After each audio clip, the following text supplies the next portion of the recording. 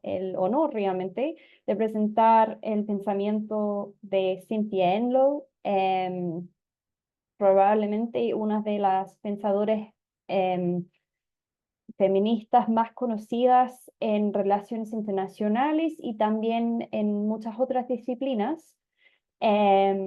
Su trabajo realmente ha sido de gran relevancia para muchas académicas que la han seguido. Y bueno, espero a lo mejor hay gente acá que no las conocen, espero que después se motiven a leer sus trabajos. Em, Como voy a destacar en esta presentación, es realmente como leer sus trabajos. Ella escribe de una manera muy como auténtica y interesante, con mucha narrativa y descripción. Así que sus trabajos son realmente un placer de leer, no es la experiencia que a veces tenemos con leer otros tipos de teoría. Así, y de eso voy a hablar un poco más adelante también, porque también es parte de su estrategia como pensadora feminista. Em, pero esta es una muy breve introducción, no puedo hacer justicia a todas sus obras, pero espero que les quede con el gusto de seguir aprendiendo sobre ella y sus ideas. Ya, entonces voy a presentar primeramente una muy breve biografía de Cynthia Enloe. Antes de indicar cuáles son los temas principales que ha tratado en sus trabajos, que han sido múltiples desde los años 70 en adelante. Y después voy a presentar en breve dos de sus libros. Em, el primero, que realmente trató de temas feministas, que se publicó en 1989, y su último libro, que salió el año pasado, em, que sale este año en su versión en español. O sea, ese libro, Bananas, Beaches and Bases, también hay una versión en español, a la cual lamentablemente no tuve acceso, así que voy a estar traduciendo un poco del inglés que tengo yo. Y bueno, además de estar traducido a español, está traducido a muchas lenguas. Es un libro muy conocido. Bueno, para empezar. Entonces, Cynthia Enloe nace en 1938 en Nueva York, y era muy buena alumna, y logró estudiar un magíster, y digo logró porque en los años 60 no era nada de fácil para una mujer estudiar ciencia política. Especialmente logró estudiar un magíster y un doctorado en ciencia política en la University of California, Berkeley. Como seguramente varios de ustedes saben, especialmente en los años 60, 68, que ella estaba allí estudiando su doctorado, era un tiempo obviamente muy importante en términos de ideas radicales que enfrentaban un poco lo que era el status quo, también en el contexto de la guerra americana en Vietnam. Así que todo eso era un contexto importante para su doctorado, además que en Berkeley era un sitio muy importante también para los movimientos de protesta y para ese tipo de pensamiento. Bueno, luego su doctorado, que de hecho no se podría considerar especialmente feminista, sino que estaba más sobre temas de etnicidad y raza con enfoque en Malasia. Pero eso también informó sus trabajos siguientes. Bueno, después de sus éxitos como estudiante, trabajó casi toda su carrera en Clark University. Y bueno, allá ha tenido una carrera muy destacada. Entre las posiciones que tuvo en Clark University era Chair of Political Science, Director of Women's Studies, em, además de, y eso es algo que me gustaría destacar, además de recibir 3 veces el premio para mejor docente. Y para ella, docencia siempre ha sido una parte clave de su trabajo. Y eso es algo que también creo que va muy con sus valores y su práctica del feminismo. Tiene 5 doctorados honoris causa en 4 países. Ganó el Peace and Justice Studies Association Howard Zinn Lifetime Achievement Award y también el International Studies Association Susan Strange Award en 2007, que, bueno, para los que conocen el International Studies Association es realmente un gran honor y un reconocimiento muy importante del trabajo de los académicos que lo ganan.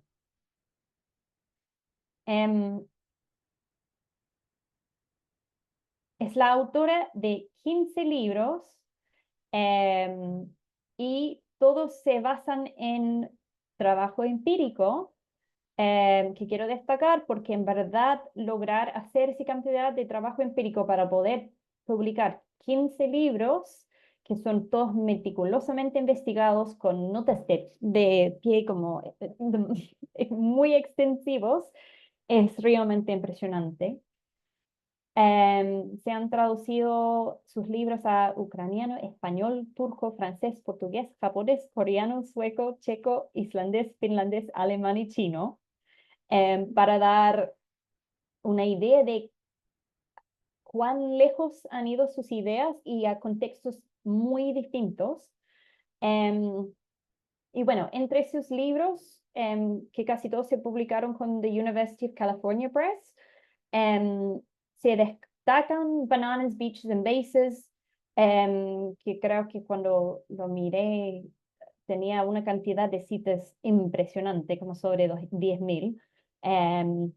Y bueno, se publicó una primera edición en 1989 y una segunda edición no solamente editada, pero sino que totalmente realizada. Y es una revisión muy completa, pero que mantiene mucho del trabajo original y te hace dar cuenta cuán relevante sigue siendo su trabajo. Bueno, otros trabajos que destacaría son Maneuvers, The International Politics of Militarizing Women's Lives. Eso salió en 2000. The Curious Feminist, que la traducción podría ser a la feminista curiosa, pero quizás hay mejores traducciones también. Aquí está la tapa de esa obra, que me gusta mucho esa imagen. Y bueno, de eso voy a hablar un poco más adelante cuando hablo de metodología. También un trabajo muy importante suyo que se llama Nemo's War, Emma's War, Making Feminist Sense of the Iraq War. Y es un trabajo que se basa en las historias, en entrevistas con 2 mujeres sobre sus experiencias de la guerra de Irak. Y bueno, también The Big Push, Exposing and Challenging Persistent Patriarchy, que es uno de sus libros más recientes, donde sigue como desarrollando su pensamiento. Además del libro más reciente, que claro, ella sigue trabajando, sigue como profesora emérita, perdón, y publicó, claro, el año pasado su nuevo libro, que voy a hablar al final. Ya, en cuanto a los temas principales que trata en su trabajo, bueno, podríamos destacar muchos, pero yo quiero destacar como unos 3 que considero bastante importantes. Bueno, en su libro Bananas, Beaches and Bases, empieza con la pregunta, ¿dónde están las mujeres en la política internacional? Y eso fue lo que primeramente como hizo nacer para ella ese interés en temas de mujeres, en temas feministas, de género. Ella habla de como una conversación que tuvo con un veterano de la guerra de de Estados Unidos en Vietnam, después de terminar su doctorado y tal, cuando estaba trabajando ya en Clark, creo, y empezó a preguntarse ya, y un veterano hombre, y empezó a preguntarse ya, ¿y cómo era esa experiencia desde la perspectiva de las mujeres que estaban allí? No porque no son válidos y importantes las experiencias de los hombres, pero ¿dónde estaban las mujeres durante todo eso? ¿Qué estaban haciendo? No solamente en Vietnam, también en Estados Unidos, en otros contextos impactados por ese conflicto. Em, entonces, eso como una primera meta, visibilizar el rol de las mujeres en la política internacional. Y ella también habla de que se dio cuenta que especialmente en la disciplina de historia ya se estaba haciendo historia feminista, buscando esas historias invisibilizadas en los archivos. Y ella también empezó a hacer ese trabajo en The Fawcett Library en the London School of Economics en Londres en los 80. Em, y se dio cuenta que en ciencia política estaba muy atrás de otras disciplinas en cuanto a rescatar esas historias. Así que eso es como un punto de comienzo en su trabajo. Y es visibilizar no solamente en términos de las mujeres que quizás tenían roles más públicos, sino que también en qué estaban las otras mujeres que estaban allí. Y ese es como un concepto principal en su trabajo. Bueno, vinculado con eso está el concepto de ampliar nuestra idea de los espacios donde se puede ver en acción la política internacional. Y ella argumenta que la política no solamente se hace en la esfera pública, en las reuniones públicas y foros públicas y en los espacios quizás un poco más escondidos, pero de alguna manera todavía considerado pública, de la política exterior, de la política de comercio, sino que la política internacional se está haciendo todo el tiempo en espacios también considerados privados. Y ella habla de en una cocina, en un discoteca, en muchos distintos lugares donde hay mujeres presentes en momentos importantes y tienen un rol muchas veces importante que no se conoce. Em, Así que ese es como va de la mano con su concepto de visibilizar a las mujeres, también ampliar el concepto de dónde se hace la política internacional. Em, bueno, y más allá que pensar solo en mujeres, y eso aparece ya, está siempre en su trabajo desde el principio, pero de la misma manera que las corrientes de pensamiento feminista más en general, em, el concepto de género en un sentido más amplio, menos binario, va saliendo un poco, o sea, un poco más evidentemente en sus trabajos más recientes. Em, pero igual está como desde el principio. Cómo la política de género está presente en las relaciones internacionales en todos los niveles. No solamente, claro, lo que consideramos el alto nivel del sistema, sino que también en esos espacios más privados, más individuales, más domésticos. Em, y bueno, nos invita a preguntar siempre cómo está presente la política de género en esos espacios y que tenemos que fomentar una curiosidad feminista que no es solamente sobre las respuestas que damos, sino que sobre las preguntas que hacemos. Eso es lo que dice ella. Em, Así que eso como es una clave a su trabajo.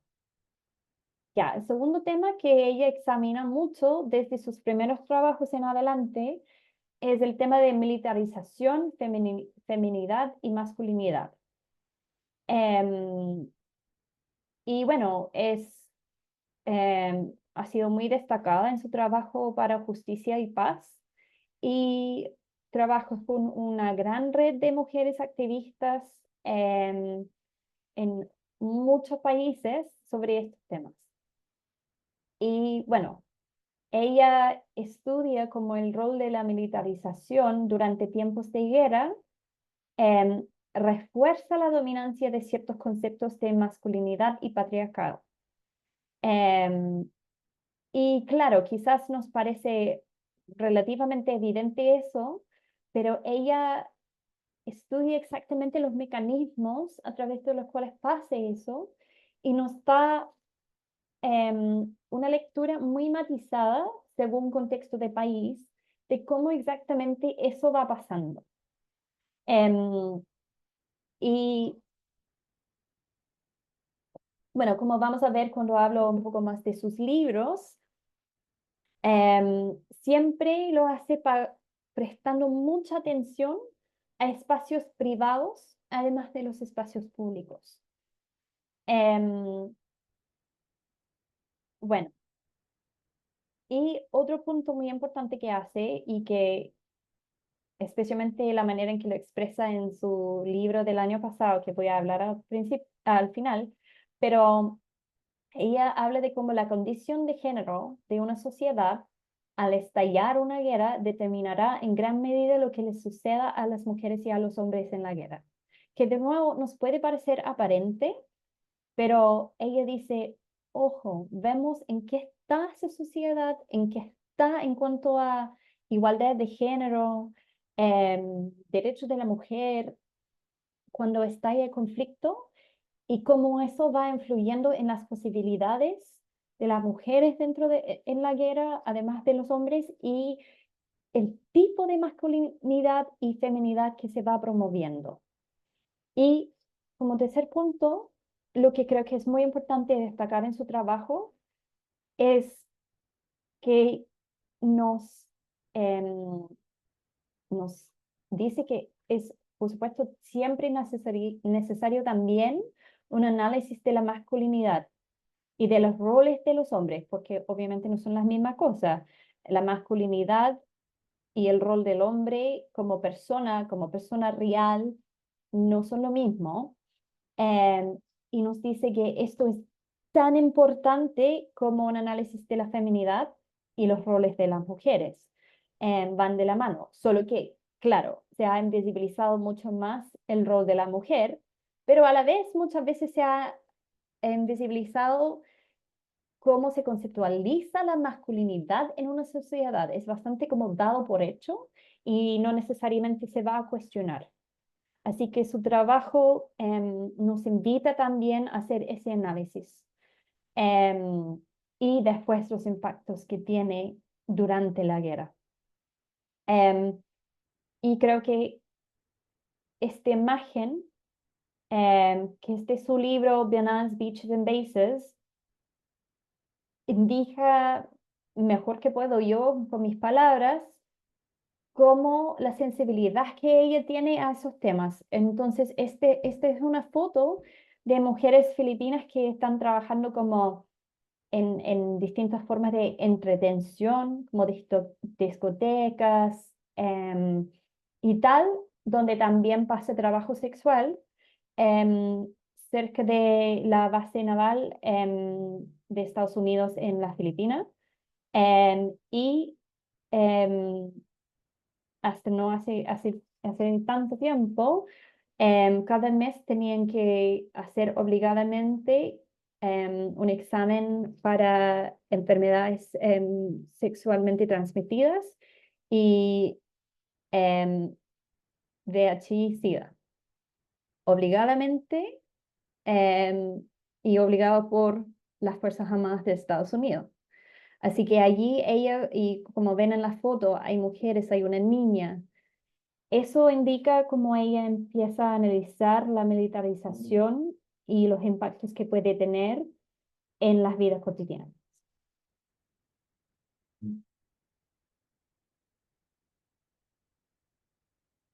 Y aquí he puesto la seriedad, que quiero decir, es un tema que ella habla muy abiertamente en su trabajo, cuando habla en particular de metodología, pero también de cómo ella se presenta y cómo se ha sentido a ser mujer en ciencias, en ciencia política, trabajando en los temas que ella trabaja.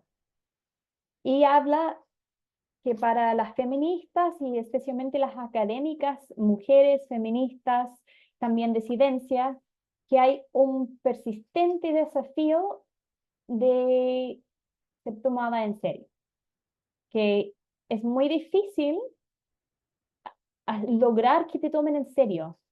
Eh, y a la vez, y paradójicamente, hay una crítica persistente que somos demasiado serias y no tenemos sentido de humor. Y es muy difícil salir de esa paradoja. No, y que eso para ella, y yo creo que cuando lo decía, habla también por muchas mujeres investigadoras todavía, yo me siento muy identificada con lo que ella expresa todavía, y ella estaba escribiendo en los 80. Habla también de la dificultad de creer en sí mismo por lo mismo y de valorar su tema de estudio, de pensar que sí, esto es importante, yo lo debo presentar en congresos internacionales, debo escribir papers, escribir libros. Em, y bueno, habla especialmente del desafío de eso dentro de la ciencia política, em, en comparación con, y especialmente relaciones internacionales, que es muy dominado por hombres y perspectiva masculina, em, cuando en otras disciplinas quizás ya hay más reconocimiento de la importancia de perspectivas feministas. Y en la misma línea habla también de la desvalorización de ciertas metodologías más asociadas con estudios feministas, como la etnografía, por ejemplo, o las entrevistas en profundidad. En general, las metodologías más cualitativas, pero algunas en particular, por la asociación de lo cuantitativo con positivismo, racionalismo y por ende masculinidad. Y habla de cómo esa despreciación por las metodologías también es parte de ese desafío de ser tomada en serio. Em, y bueno, eso es un punto que voy a hablar un poco más adelante cuando hablo del tipo de investigación que hace ella y que hacen muchas otras académicas feministas y por qué requiere metodologías así. Em, y bueno, otra cosa que destaco de su trabajo es que ella es muy humilde en su forma de escribir y está siempre destacando el labor de otras mujeres académicas, feministas, activistas. em, y claro, escribe de una manera que hace muy accesible sus textos para un público grande. Además da muchas charlas, hace mucho activismo, es una figura muy pública, como mencioné, hace, o sea, ella pone mucha importancia en la docencia. Em, y claro, yo creo que eso es parte de una epistemología feminista en general, de reconocer el trabajo de otras mujeres, otras feministas, disidencias, pero también eso de que su trabajo sea más accesible y fácil de leer, también de nuevo, añade ese desafío de cómo voy a hacer que los otros académicos hombres me tomen en serio, porque yo quiero escribir de una manera que la gente me puede entender, pero a veces eso va en contra del lenguaje tan academicista, que la academia nos demanda un poco en los contextos como congresos, como cuando escribimos papers académicos. Y bueno, no lo sé porque no sé si ella piensa igual, pero yo creo que quizás una de sus salidas para eso ha sido que ha publicado libros con un editorial estadounidense que si bien es de una universidad, es académica, también está interesado en la difusión de conocimiento de una manera un poco más igualitario, yo diría, que quizás otras prensas. O sea, todavía tienes que tener un nivel de educación alto para leer sus textos, pero creo que también ella quizás ha ido más por los libros, donde se puede extender más, donde puede explicar con historias, con descripciones. Em, Así que bueno, esas son otras cosas que quería destacar de su trabajo. Em, y también eh, la importancia que ella em, da a como el estudio de archivos, y no solamente archivos como escritos, sino que las imágenes, como este que he puesto que también sale de su libro, ¿no? Em, y me gustó mucho su análisis que hace, que es al ver Merkel allá y ella lo pone con otra imagen de Margaret Thatcher, parecido también. Eso nos hace pensar en el género, que es bastante evidente, pero ella lo pone en esos términos. Si fueran solo hombres, ni lo pensaríamos que fueran todos hombres. Es al verla a ella que nos hace pensar en el tema. Y para mí eso fue como, ah, sí, es por eso, y es como bastante interesante. Y ella, sus libros están llenos de comentarios así y análisis así, que lo hace como, no es el gran punto de eso, pero encuentro que eso es parte de su inteligencia y humildad. Em, bueno, voy a pasar ahora a presentar su libro de 89 y terminar con su libro más reciente antes de abrir a preguntas. Entonces, Bananas, Bases and Beaches, creo que, bueno, ya qué bueno que los tiempos han cambiado y este libro aparece en muchas bibliografías obligatorias en relaciones internacionales. Em, y bueno, cuento también, aprovecho de contar también la anécdota que me contó la profesora Alice Froman, que Cynthia Enloe de hecho pasó por el Instituto de Estudios Internacionales en un momento, tuvieron la oportunidad de conocerse, y yo creo que eso fue en como los años 90, y de hecho Enloe hace referencia a conversaciones que tuvo con personas en Chile en varios de sus libros, incluido su libro de 2023. Em, y bueno, ha hecho mucho esfuerzo para difundir su pensar y conversar con feministas en todas partes del mundo. Bueno, entonces este libro ya ha pasado a ser un texto clásico en relaciones internacionales, y si no está en las bibliografías obligatorias, creo que debemos cuestionar un poco esas bibliografías. Em, y bueno, yo me acuerdo muy bien de la primera vez que leí ese libro, cuando yo estaba en la universidad, en pregrado, en Nueva Zelanda. Em, y fue, bueno, uno de los momentos en que empecé a pensar, ah, quizás es, esta disciplina puede ser para mí, porque hasta ese momento todo me había parecido tan abstracto, tan distante a mi realidad, y también que yo nunca iba a lograr em, pensar y hablar de esa manera. Así que también fue un momento muy clave para mí, y yo sé que lo ha sido también para muchas otras académicas y profesionales, de pensar, ah, esto es muy válido lo que yo pienso, esto es teoría.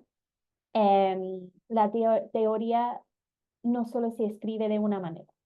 Así que creo que este libro en verdad marca un hito muy importante en relaciones internacionales.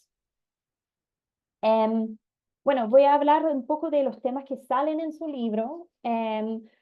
Primero como algo un poco general que está presente en todo su libro, y después voy a destacar 3 capítulos en particular, creo que son como 8 en total. Em, y bueno, lo primero que habla en su libro, o como en la introducción, nos invita a pensar de manera matizado, que ella dice, eso no es pensar de manera vaga, no. Eso es simplemente darse cuenta de las múltiples relaciones y complejidades en nuestro mundo diario. Em, y bueno, dice un poco lo obvio, pero que a veces perdemos mucho que las mujeres y los hombres, las mujeres no son ni víctimas ni heroínas, y que hay que acordar eso. La idea al ser feminista no es decir que ay, todas las mujeres son lo mejor, los vamos a presentar así como extraordinaria. No, eso no es la idea. Es dar un espacio a mujeres y disidencias para reconocer la diversidad muy amplia de valores y comportamientos, que a veces pueden ser totalmente en contra de nuestros propios valores y comportamientos. Y eso también tenemos que reconocer. Eso es parte de la investigación feminista. No puedes solamente poner las cosas con las cuales estás de acuerdo, porque eso es invalidar al final el concepto de dar un espacio a donde están las mujeres, donde están las disidencias también. Em, y claro, cuando ella está hablando de cómo podemos conceptualizar y después estudiar em, las mujeres, en este caso está hablando más que nada de mujeres, em, dice que las estructuras patriarcales van a restringir muchas veces las posibilidades que tienen las mujeres para ejercer su agencia, pero eso no significa que agencia no tienen. O sea, las mujeres nunca son meramente víctimas.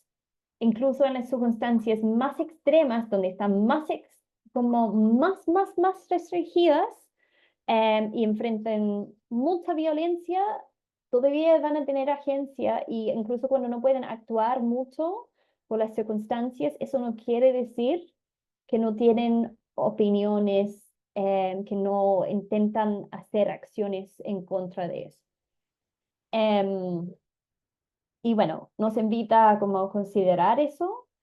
em, y dice, y esta es una cita directa, es crucial para esta investigación feminista sobre las relaciones internacionales que no creemos una dicotomía falsa y perezosa entre la presunta víctima sin sentido y el supuesto actor empoderado.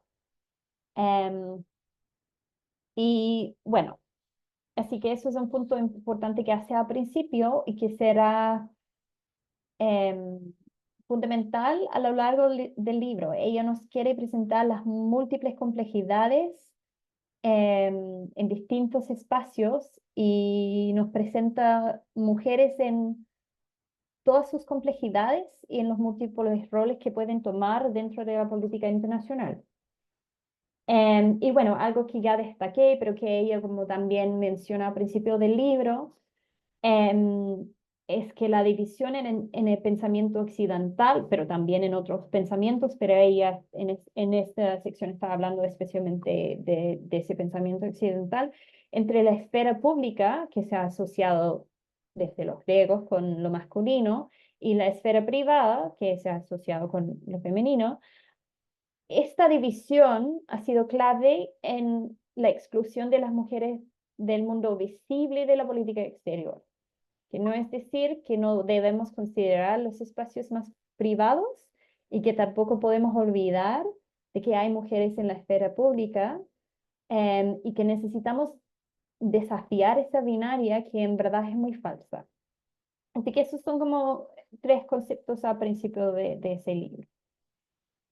Y ahora me voy a enfocar en tres capítulos del libro, muy brevemente.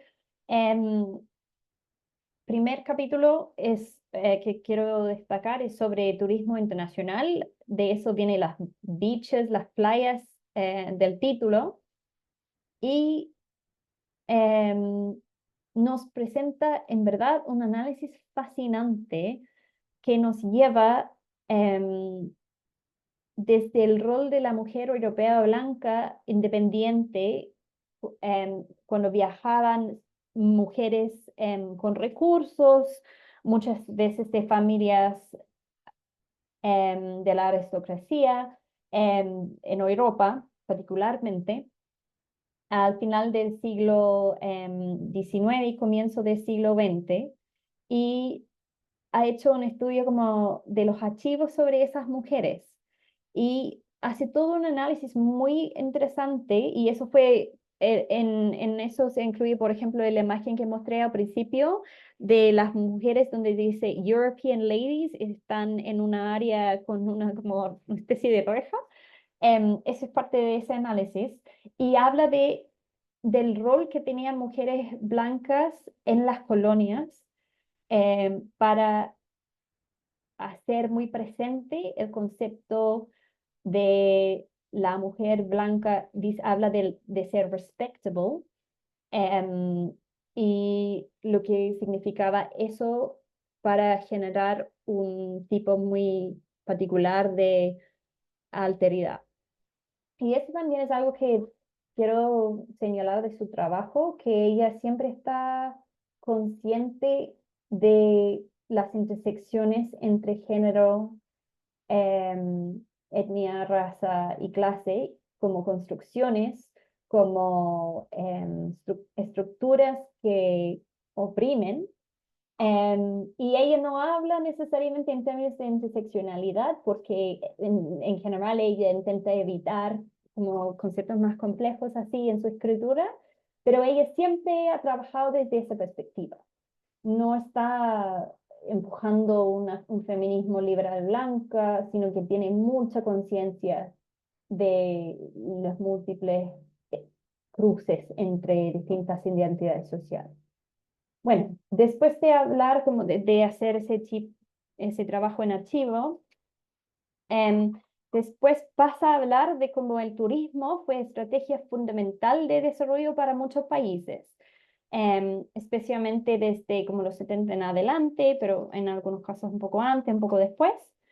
Em, y hace análisis del desarrollo del trabajo en el turismo y cómo fue jerarquizado por género y por raza.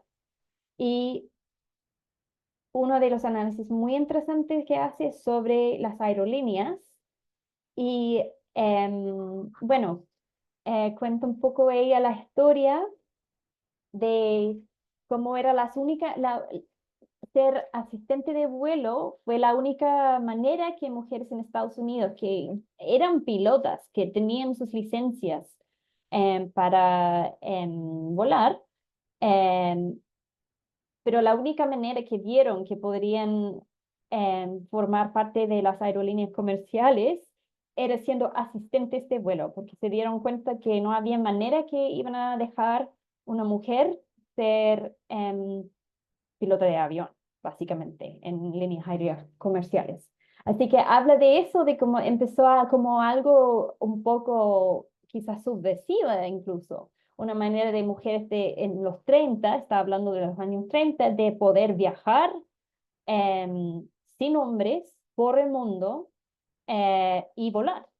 Pero claro, eso fue cambiando con el tiempo.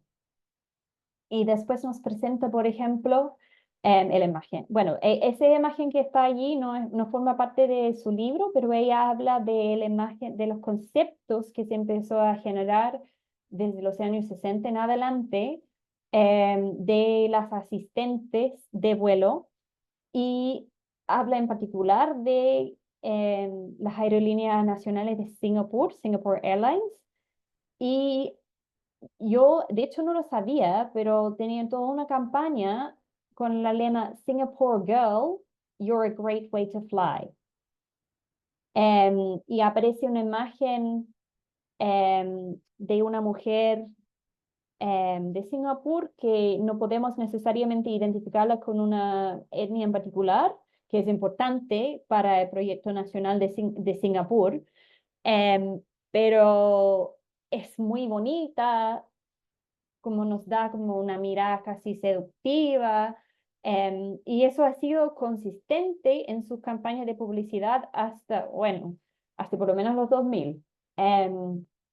Así que, bueno, y aquí, por contraste, tenemos una imagen de, no pude encontrar el año, pero asumo que sea de los 70 más o menos, de American Airlines y Think of you as her mother, as your mother, es como quieren promocionar las asistentes de vuelo, pero a la vez, o sea, obviamente es una imagen de una mujer bonita, de ciertas características raciales, etcétera, etcétera. Así que hay como un mensaje muy mezclado ahí.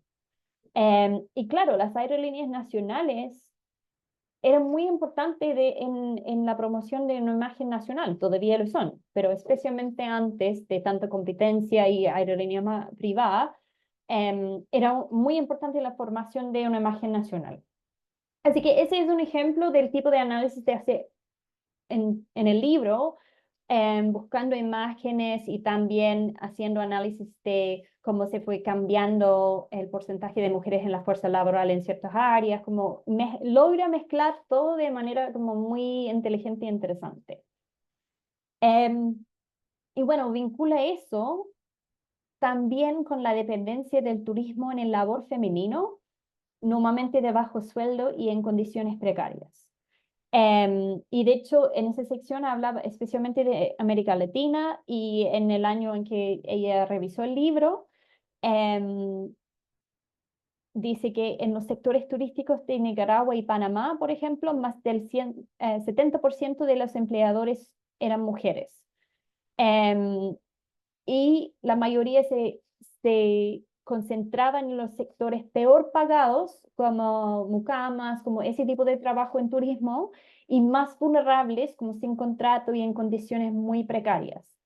Em, y bueno, no solamente hace eso, sino que ella analiza cómo pasó eso y cómo se subvalora mucho todo ese trabajo que es más de cuidado, se asocia con lo femenino, como se naturaliza y cómo eso lleva a que se pueden trabajar bajo esas condiciones. Así que es un análisis muy interesante que logra vincular muchas cosas y termina diciendo, destacando que necesitamos tomar en serio el turismo como un tema en relaciones internacionales, porque normalmente no está visto como parte de las relaciones internacionales como la disciplina. Y eso creo que es también una parte muy fundamental de sus argumentos. Bueno, em, también habla de la diplomacia, tiene un capítulo que se llama Diplomatic and Undiplomatic Wives, que es también muy interesante y nos presenta un análisis del rol de la esposa diplomática a través del siglo XX en particular. Y bueno, de nuevo, como señalando cómo ella siempre quiere destacar el trabajo de mujeres que han venido antes que ella, destaca el trabajo de Beryl Smedley, que era, bueno, era neozelandesa, estaba desarrollando su propia carrera en el gobierno de Nueva Zelanda, que era inusual para una mujer en su época, creo que era los años 50 más o menos. Y se casó con un diplomático británico en ese momento de bajo nivel y al final, o sea, ella tuvo que dejar su carrera y seguirle. Em, y bueno, ella estaba, no dice que está resentida por su elección, sino que era un hecho, que no había, en ese momento no había, no se podría dimensionar otra cosa que eso. Pero cuando se jubiló en Inglaterra, decidió estudiar el rol de las esposas diplomáticas. Y bueno, es un libro muy difícil de conseguir, pero se llama Partners in Diplomacy. Y de eso él lo saca la conclusión de que la conducta de las relaciones internacionales entre gobiernos se ha basado en el papel de las mujeres como esposas. El matrimonio es doméstico, pero también es nacional e internacional. Y por ejemplo, usa citas em, de las reflexiones privadas de memoirs, por ejemplo, de mujeres em, esposas de diplomáticos, donde hablan de toda la importancia de generar esos ambientes en los hogares de los embajadores en particular, que era una forma muy importante de generar confianza. Y que sin esa confianza, sin esas relaciones, no se podía hacer política internacional. Em, y que también habla de cómo las mujeres, las esposas, muchas veces eran los ojos y oídos en los eventos para después hablar con sus maridos. em, y como también la casa del embajador también es una herramienta comercial, por ejemplo. Se piensa mucho cómo se va a exhibir productos nacionales, como el vino chileno, por ejemplo, y como eso normalmente era considerado el rol de la mujer. Y como en el tiempo, por razones obvias, han habido muchas barreras para las mujeres para entrar en la diplomacia. Em, pero ella habla de como que esa relación también de matrimonio heterosexual también es un desafío, porque si esa relación está al corazón de la diplomacia internacional, entonces eso lo hace aún más difícil para una mujer entrar en esos círculos, porque no es lo mismo un marido diplomático, no se espera lo mismo de él. Así que bueno, es muy interesante, pues, particularmente yo creo para personas que están haciendo la carrera diplomática. Bueno, por último de ese libro quiero destacar el capítulo sobre plátanos, también del título del libro. Y bueno, empieza el capítulo hablando de cómo en 2013 los plátanos eran los productos, y probablemente todavía lo son, no tuve tiempo para buscar, más rentables para vender en los supermercados. En 2013, por cada dólar vendido, 34 centavos iban a los supermercados, o sea, a los mercados en general, y solo 5 centavos iban a los productores. Em, y los productores incluyen gerentes y trabajadores.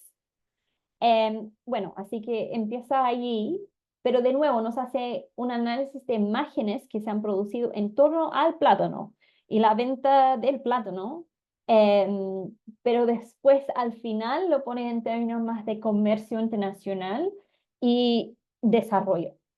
Así que nos explica un poco la historia de las asociaciones que se empezó a generar desde el Good Neighbor Policy, es Roosevelt, usando propaganda con Carmen Miranda de Brasil explícitamente para generar ciertas imágenes de Latinoamérica en Estados Unidos, y después habla de la campaña de la compañía, la empresa chiquita, en los años 40 y 50, que tenían una canción sobre Chiquita Banana, sobre cómo guardar los plátanos en el refri. Y todos los días, se imaginan en Estados Unidos, se, en total, en todas las estaciones de radio en los años 50, esa canción se tocaba 376 veces al día. Así que realmente entró en la conciencia de especialmente las mujeres amas de casa en Estados Unidos. Así que ella nos cuenta esa historia de cómo ciertas imágenes y ideas sobre el plátano entra en la conciencia em, y forman una parte importante de las estrategias comerciales. Y bueno, de allá, de esa historia como quizás un poco más liviana, nos lleva a las plantaciones de plátanos en distintos países de Latinoamérica y el Caribe, y nos explica cómo funciona el labor de los trabajadores en esas plantaciones. Y bueno, básicamente es un poco la historia de las repúblicas bananeras, pero desde una perspectiva feminista. Así que quiere ella revelar qué estaba pasando con las mujeres en esos contextos.